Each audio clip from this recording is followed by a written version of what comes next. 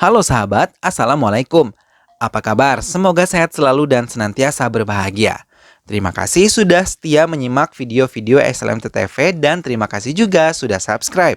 Semoga Tuhan Yang Maha Kuasa selalu memberikan rezeki yang berlimpah ruah dan juga berkah untuk sahabat semua. Kali ini SLMT TV menghadirkan alur cerita dari sebuah film yang berjudul Hero Panti.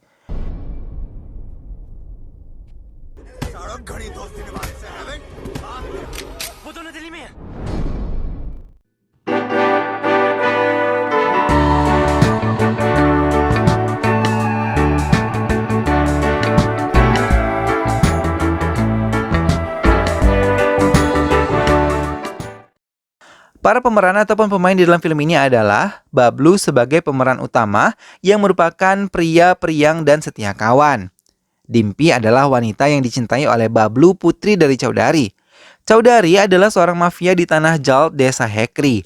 Renuku adalah putri pertama Chowdhury dan Rajobai adalah calon suami Renuku. Baiklah, tanpa perlu berlama lagi, langsung saja ini dia alur cerita selengkapnya.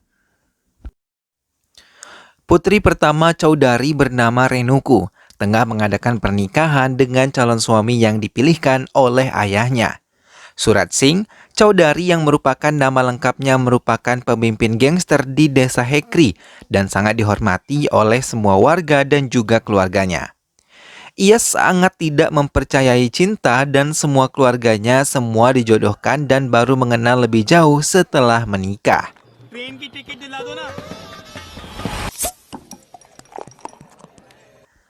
Semua hadir dalam pernikahan itu dan berkumpul menjadi satu menikmati minuman beralkohol hingga mereka menghentikan aksinya ketika melihat Chowdhury datang melihat mereka. Chowdhury mendatangi kamar putrinya yang tengah dipersiapkan untuk menikah. Melihat ayahnya datang, Renuku langsung menyentuh kaki sang ayah untuk meminta restu padanya hingga ia menangis. Melihat hal itu, Chowdhury memeluk erat putrinya yang sebentar lagi akan dimiliki oleh pria lain sambil memberikan doa yang terbaik untuk putrinya agar kelak pernikahannya menjadi awal kehidupan yang baik dan selalu bahagia. Ia meninggalkan Renuku untuk mempersiapkan semuanya dan menuju api doa yang telah dihadiri pendeta dan calon pengantin pria yang bernama Rajobai, seorang pria putra dari sahabatnya. Tapi tiba-tiba seseorang berbisik ke telinga Chowdhury dan mengatakan kalau Renuku tidak berada di kamar pengantinnya. Semua anak buah Chowdhury bergerak mencari keberadaan Renuku di berbagai penjuru desa Hekri. Mereka memeriksa semua tempat, bahkan terminal dan stasiun tak luput dari pemeriksaan mereka. Namun mereka tidak menemukannya hingga mereka mendapatkan kabar kalau Rakesh yang telah membawa lari Renuku. Chowdhury pun turun tangan membantu semua anak buahnya untuk mencari keberadaan putrinya dan menekan keluarga Rakesh untuk mengatakannya. Hingga ayah Rakesh mengatakan kalau dirinya tidak tahu dan menunjukkan sebuah foto Rakesh bersama teman-temannya. Melihat itu, Chowdhury mulai mencari orang-orang yang ada di dalam foto yang diberikan oleh ayah Rakesh. Mereka mulai menemukan salah satu yang ada di dalam foto tersebut bernama Jitsel Jaiswal. Mereka menemukannya di sebuah kantor besar. Tak hanya Jaiswal, mereka juga menangkap Karan yang merupakan sahabat Rakesh juga. Setelah menangkap kedua sahabat Rakesh, mereka menyekapnya. Di sebuah gudang, mereka yang menyekap sahabat-sahabat Rakesh menekan mereka untuk mengatakan keberadaan Rakesh. Namun mereka tetap mengatakan bahwa mereka tidak tahu apa-apa, malah menyebutkan nama Bablu untuk mendapatkan informasi tentang Rakesh maupun Renuku. Semua anak buah Chowdhury mencari keberadaan Bablu. Setelah menemukannya, mereka pun meminta keterangan di mana keberadaan Rakesh. Bablu mengatakan ia tidak mengetahui di mana keberadaan Rakesh dan Renuku. Bahkan ia tidak pernah lagi bertemu dengan mereka. Saat Bablu ingin meninggalkan kerumunan orang-orang Chowdhury, tak lama Chowdhury memanggilnya dan meminta anak buahnya untuk menahan Bablu. Mereka pun membawa Bablu di gudang di mana Karan dan Jitsel berada. Melihat kedatangan Bablu, Karan dan Jitsel memeluk karena merasa lega melihat teman mereka selamat dan tidak terjadi apapun. Tiba-tiba seseorang bertubuh tambun bernama Kiki datang menemui mereka dan meminta bergabung dengan mereka untuk bisa melarikan diri dari gudang tempat di mana mereka disekap. Kiki mengatakan kalau pasportnya ditahan oleh anak buah Chowdhury karena ia dicurigai berteman dengan Rakesh dan juga Renuku. Bablu pun mulai memberitahu teman-temannya tentang rencana melarikan diri dari gudang itu. Besok saat semua masih pada terlelap,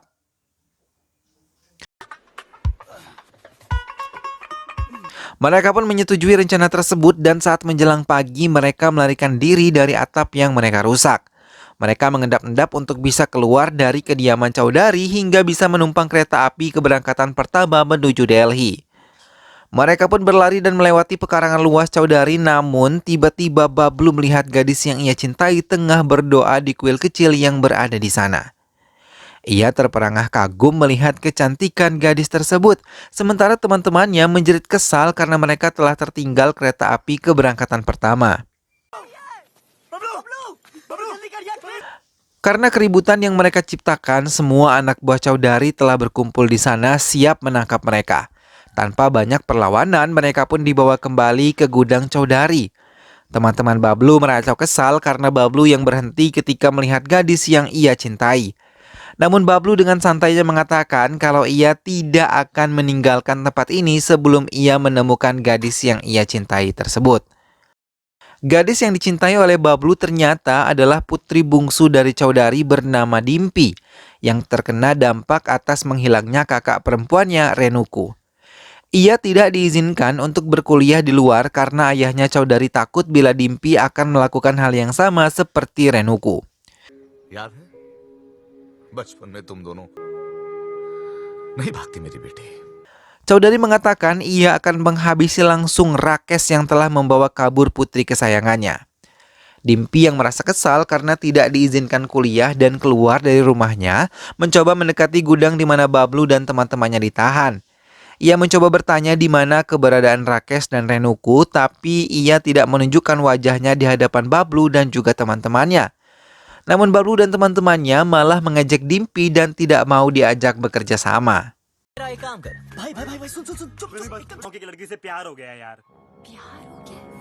Tiba-tiba Bablu memiliki keyakinan kalau gadis yang ia cari berada di rumah Chowdhury, hingga ia memutuskan untuk keluar dari gudang dan mencarinya. Bablu memulai rencananya dan menyelinap ke rumah besar Chowdhury. Setelah mematikan pusat listriknya, ia mulai memasuki satu persatu ruangan yang berada di sana sambil mengerjai beberapa anak buah Chowdhury yang ada di sana. Bahkan ia juga meminum alkohol milik mereka hingga ia sedikit mabuk. Dalam keadaan mabuk, ia mendatangi tempat tidur Salu karena mengira Salu adalah gadis yang ia cari. Tapi Dimpi dengan cepat menarik Bablu ke kamarnya dan dalam keadaan mabuk ia tidak dapat melihat jelas wajah Dimpi. Saat Dimpi mengambil lampu untuk menerangi kamarnya dalam keadaan mabuk, Bablu malah mandi di kamar tersebut. Hal itu membuat Dimpi berbalik badan dan mengusirnya. Masih dalam keadaan setengah mabuk, Bablu memberikan sebuah anting dari gadis yang ia cari pada Dimpi dan meminta tolong pada Dimpi untuk mencari si pemilik anting tersebut. Setelah menyerahkan anting itu, Bablu pergi meninggalkan kamar Dimpi. Setelah Bablu meninggalkan kamarnya dan listrik telah hidup kembali, ia terkejut ketika melihat anting dan menyadari itu adalah anting miliknya. Ia mulai merasakan kalau ia telah jatuh cinta kepada Bablu. Sementara anak buah Chowdhury mulai mendapatkan info kalau Renuku dan Rakesh berada di sebuah rumah susun di kawasan kota. Dengan bergegas mereka mengajak Bablu dan teman-temannya. Setelah sampai di tempat yang mereka maksud, beberapa anak buah Chowdhury mengawasi Bablu dan teman-temannya. Namun dengan kecerdikannya, Bablu mampu menipu mereka dan langsung menuju gedung di mana Rakesh dan Renuku berada. Ia menuju gedung G lantai 12 rumah susun tersebut, melewati tangga untuk bisa sampai ke rumah di mana Rakesh dan Renuku tinggal. Sementara anak buah Chowdhury juga melewati tangga dan mencari keberadaan Rakesh dan juga Renuku. Tapi Bablu telah tiba lebih dulu di kamar Renuku dan Rakesh tinggal. Kedatangan Bablu membuat terkejut Rakes dan Renuku, namun tanpa penjelasan panjang, ia membawa mereka langsung meninggalkan tempat itu sebelum anak buah Chowdhury yang datang. Ia melarikan Renuku dan Rakes melewati jendela seperti jalan yang tadi ia tempuh. Bablu yang telah lebih dulu sampai ke bawah langsung menarik sahabatnya dengan cepat. Ketika melihat sebuah bus di hadapan mereka, ia menarik tangan Renuku dan Rakes untuk bersama-sama mengejar bus tersebut hingga mereka bisa mendapatkan tumpangan bus.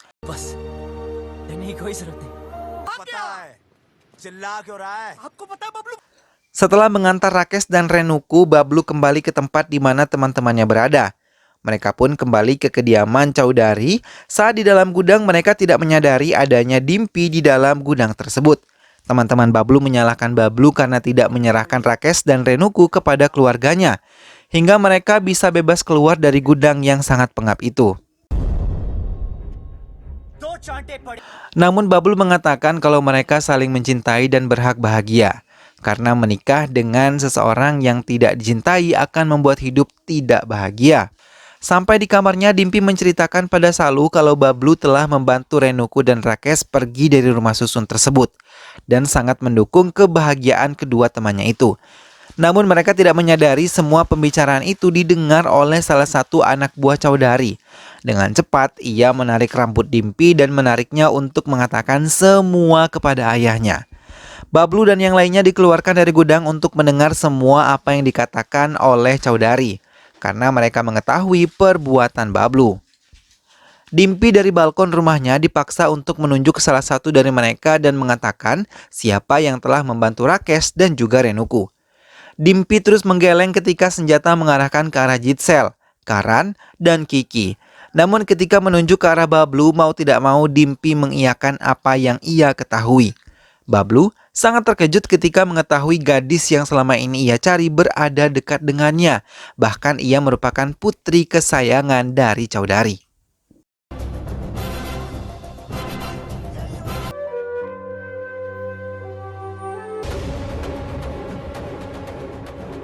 Hal itu membuat Bablu terperangah, masih tidak percaya bisa menemui gadis yang sangat ia cintai. Hingga ia lengah dan Bablu langsung dipukuli oleh anak buah Chowdhury dan menekannya untuk mengatakan di mana keberadaan Renuku dan juga Rakes. Tapi Bablu tetap terdiam hingga sebuah senjata langsung diarahkan kepada Kiki, Jitzel, dan Karan. Bablu pun membuka suara dan mengatakan kalau Renuku dan Rakes berada di New Delhi. Mendapatkan informasi itu, Chowdhury dan semua anak buahnya bersiap ke Delhi untuk mencari keberadaan Renuku dan juga Rakes. Dimpy hanya melihat kepergian mereka dari atas balkon rumahnya. Tapi Bablu mengatakan kepada Chowdhury untuk mengajak Dimpy agar ia tidak melarikan diri seperti kakak perempuannya Renuku. Namun Chowdhury tidak setuju dan meminta supirnya untuk tetap pergi. Namun tiba-tiba Chowdhury mengubah pendiriannya dan mengatakan pada anak buahnya untuk mengajak Dimpy, hingga membuat Bablu menjadi sangat senang karena gadis yang ia sukai ada di dekatnya. Di Delhi mereka mulai mencari keberadaan Renuku dan juga Rakes. Mereka mendatangi sebuah rumah susun yang pernah disinggahi oleh Rakes dan juga Renuku. Namun mereka tidak menemukannya.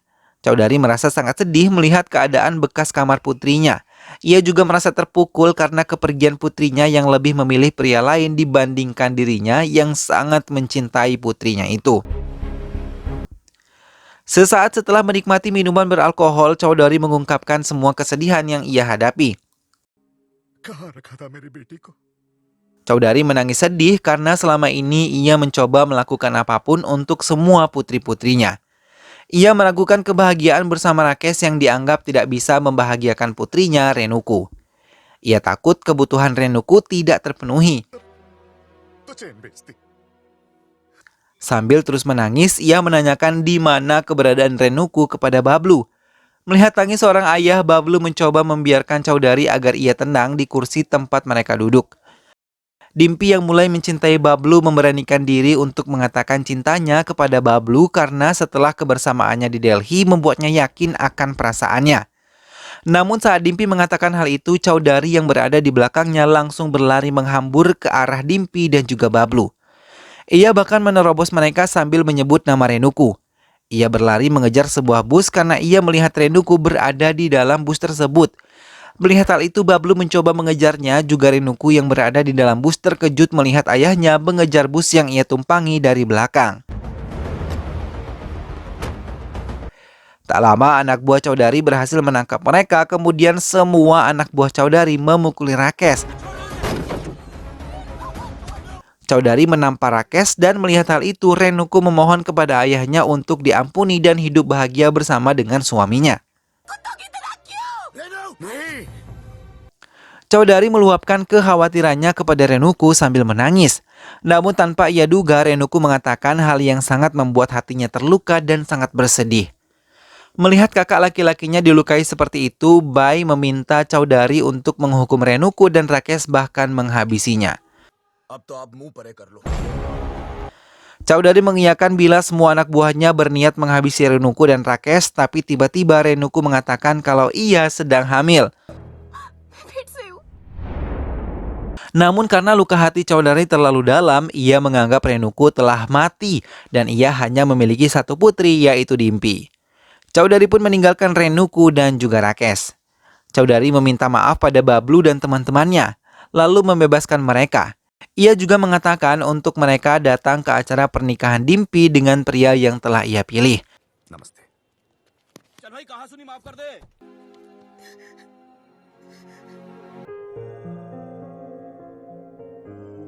Sementara tanpa diketahui Chowdhury, Dimpy sangat menderita dengan pernikahannya ini, karena ia sangat tidak mencintai calon suaminya itu. Ia pun menceritakan kegalauan hatinya pada Salu dan mereka tidak menyadari kalau semua pembicaraan mereka didengar oleh Chowdhury dari balik pintu, membuatnya menangis dan merasa bersedih. Ia tidak mau kejadian Rengoku menimpa putrinya lagi, maka ketika Bablu datang bersama teman-temannya, ia menyempatkan diri untuk terus bersama Bablu dan tidak membiarkan Bablu pergi darinya.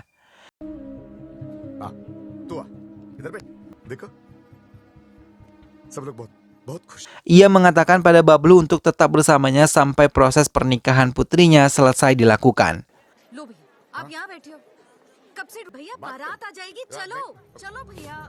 Chowdhury mendatangi kamar putrinya dan ia merasa tenang karena putrinya masih berada di kamarnya. Melihat ayahnya datang, Dimpy langsung memeluknya dan memohon doa restu untuk kebahagiaan hidupnya.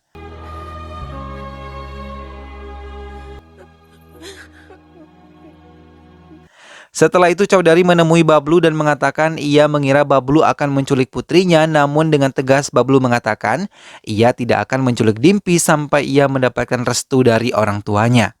Dimpy 20 मिनट के लिए गायब हुई। आप परेशान हो कि शादी ना रुक जाए। Bablu dan teman-temannya pun memutuskan untuk meninggalkan rumah Dimpy, namun di tengah jalan Raju, Bai dan anak buahnya menghadangnya dan langsung memukuli Bablu yang tidak mau melawannya. Hingga Raju Bai pun turun tangan langsung untuk memukuli Bablu hingga membuat kesabaran Bablu habis.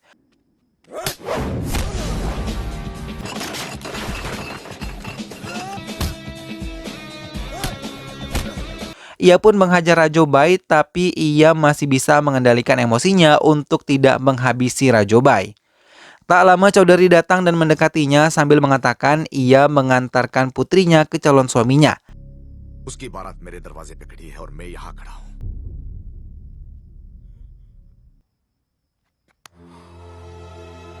Hal itu membuat Bablu terkejut dan tak lama Dimpy berlari ke arahnya sambil memeluknya.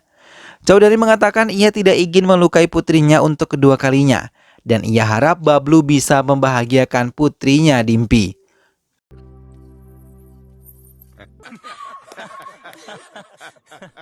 Dan film pun selesai. Nah sahabat, itulah tadi alur cerita dari film yang berjudul Hero Panti. Rasa cinta seorang ayah terhadap putrinya terkadang bisa membuat sang ayah sangat protektif kepada sang anak. Tak jarang sang anak menjadi merasa tertekan dan tidak nyaman atas apa yang dilakukan oleh orang tuanya. Tentunya komunikasi dalam hal ini menjadi hal yang sangat penting. Bagaimana segala sesuatunya dapat dibicarakan dengan hati dan kepala dingin. Seorang anak sudah sepatutnya berbakti pada orang tua. Begitupun orang tua yang bertanggung jawab untuk menyayangi dan membahagiakan anaknya. Namun demikian harus ada jalan tengah di antara kedua pihak sehingga tidak ada pihak yang terluka dari keduanya. Sang ayah ataupun sang ibu harus membahagiakan dan menghormati pilihan anaknya, begitupun sang anak harus mendengar dan berbakti kepada kedua orang tuanya. Semoga sahabat semua terhibur setelah menyimak alur cerita film ini. Sampai berjumpa lagi di alur cerita film selanjutnya, dan ingat untuk terus dukung SLMTTV dengan cara klik like, komen, share, dan juga subscribe. Baiklah sahabat, sekian dulu, sampai jumpa lagi, sehat selalu dan wassalamualaikum.